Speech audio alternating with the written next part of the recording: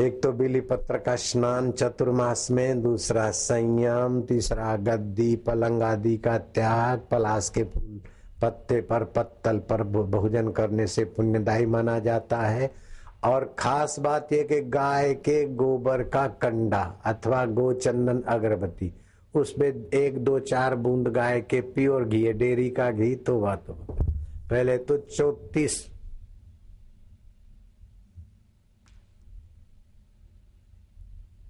RP आता था, फिर कुछ डेयरी वालों ने रिश्वत देकर केंद्र सरकार में फाइल पर 26 आरपी चल जाएगा, अभी 24 आरपी चल जाएगा, अर्थात 40% घी कमजोर होगा तो प्योर माना जाएगा। अब ऐसे डेयरी के घी पर तो मेरा भरोसा नहीं है। बटर ऑयल आता है विदेशी चर्बियों का, रंग रोगन आदि, उसको मैं गाय का घी नहीं बोलता हूं। अगर गाय का घी मिल जाए तो मैं आपसे सवाल पूछता हूं कि सबसे ज्यादा पौष्टिक भोजन कौन सा है? तुम बोलोगे पिस्ता, बादाम, काजू, केसर, कस्तूरी, फलाना फलाना। नहीं, आप 1 किलो भोजन करते, 2 किलो पानी पीते, 10 किलो श्वासोश्वास के द्वारा ऊर्जा प्राप्त करते, 10 किलो 26,000 श्वास लेते हैं और 9,200 लीटर श्वास आप अंदर में खींचते, 9,200 लीटर, और 9,200 लीटर में से आप 10 किलो भोजन ले लेते, तो बोलो श्वास ही बढ़िया भोजन है। तो अब अटैच लेटरिन बाथरूम वाले कमरे में 6 घंटे रात को सोते तो आप गंदा ही भोजन करते। बोलो, हो सके तो फ्लश वाले जो अटैच लेटरिन बाथरूम है ना, तो कुमोड न रखे, पैरों पर बैठकर शौच जाना चाहिए। बुढ़ापे में कैसे उठे कि एक हुक लगाकर रस्सी बांध दो मोटी, उसको पकड़ के उठ सकते और उसको पकड़ के बैठ सकते। तो पैरों के बल बैठोगे तो क्या होगा कि बाहें पैर पर वजन पड़ेगा तो पहले बड़ी आंत सफा होगी, और दाएं पैर पे बाद में वजन पड़ेगा तो छोटी आंत सफा होगी। तो आंतों में जो कण पड़े हैं मल के, वो रोज के रोज साफ होंगे तो बुढ़ापे में भी कब्जी नहीं होगी। नहीं तो कब्जियत का तकलीफ रहती है और उससे कई तकलीफें आती। तो शौचालय में जाने की भी विधि हमारे शास्त्रकार बोलते हैं कि पैरों के बल बैठकर ही शौच करना चाहिए। वो लूले लंगड़े लोगों के लिए जो बैठने का कुर्सी जैसा कुमुद हुआ, वो आजकल बड़े लोगों ने अपने लिए मुसीबत बना ली।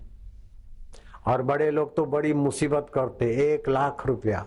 अपने आश्रम के पास में एक स्कूल है, वो मैंने सुना है कि बच्चों को वहां नाश्ता मिलता है, भोजन मिलता है, बसें लेने जाती, छोड़ने जाती, रात को घर पे, शाम को, और सुबह बचे 50-60 हजार 70 हजार लाख रुपया फी।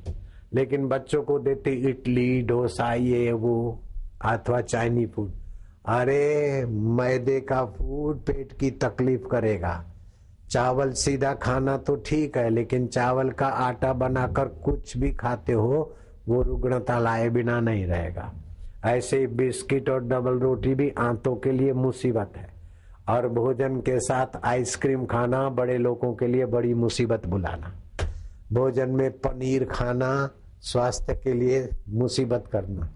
तो जितने बड़े लोग उनके बेटे बड़ी फी दे के बड़ी मुसीबतें पेट में डाल देंगे। पैसा ज्यादा मिला इससे बड़ा आदमी नहीं, लेकिन गणेश जी की नाई समझ अच्छी होनी चाहिए। क्या खाना, कब खाना, कैसे खाना। 15 दिन में 1 दिन उपवास जरूर करना, ताकि खाया हुआ जो शरीर में पड़ा है वो सुव्यवस्थित हो जाए और मशीनों को आराम मिले। 300 दिन खा करते, उसकी अपेक्षा 28 दिन जो खाता है वो ज्यादा मजबूत और तंदुरुस्त रहता है और ज्यादा पचाता है। तो 15 दिन में 1 दिन एकादशी का व्रत करना चाहिए। और ये जो उत्तम भोजन है गाय के गोबर का कंडा अथवा गोचंदन अगरबत्ती में, तो कंडा कहां से ढूंढूं? मेरे पास गोचंदन अगरबत्ती है अपनी गौशाला में बंद, उस पे थोड़ा सा वो घी में डुबो देता हूँ दिए में, और वो जलाता हूँ और खिड़कियां बंद कर देता हूँ, फिर उसी में प्राणायाम करता हूँ। दिन दूना रात चुना। 70 साल का बापू जवान लगता है कि नहीं लगते? हाँ, तो आप भी ऐसे जवान रहो। समझ गए? गाय के गोबर का कंडा जलाकर उस पर कुछ बूंदे घी की लगा दो, धूप तो अगर 1 चम्मच घी का धूप हो जाता है तो 1 टन ऊर्जाई शक्ति वाला प्राणवायु बनता है। 1 चम्मच घी की तो आपको जरूरत ही नहीं, एक कमरे में 2 बूंद काफी है, 2-4 बूंद। अगर आप ज्यादा उदार बनते तो थोड़ा धूप करो तो वातावरण में पशु पक्षी और मानवों को भी मिलेगा। 1 चम्मच घी का धूप कर लो अपने घरों में, कर सकते, अपने ऑफिस में कर सकते, अपनी प्रेस में कर सकते। फिर देखो कार्यकर्ताओं में कैसी रौनक आती। तो सत्संग से कितना बढ़िया मिलता है। मैं तो ये बात कहने को तैयार हूं कि दुनिया की सारी यूनिवर्सिटियां मिलकर, दुनिया के सारे राष्ट्रपति मिलकर, प्रधानमंत्री मिलकर भी आदमी को उतना महान नहीं बना सकते जितना सत्संग से आदमी महान बन सकता है। सारी यूनिवर्सिटी और राष्ट्रपति और प्रधानमंत्री मिलकर भी गदाधर को रामकृष्ण नहीं बना सकते थे और नरेंद्र को विवेकानंद नहीं बना सकते थे, आसुमल को आशाराम नहीं बना सकते थे, लेकिन सतगुरु की कृपा ने और सत्संग ने आसुमल को आशाराम बना दिया और आशाराम के द्वारा करोड़ों करोड़ों लोग रोज न जाने क्या क्या भगवत रस पान कर रहे। तो सत्संग से जो लाभ होता है, महापुरुषों के संग से जो लाभ होता है, वो अलौकिक लाभ। लौकिक फायदे भी होते, जीना खाना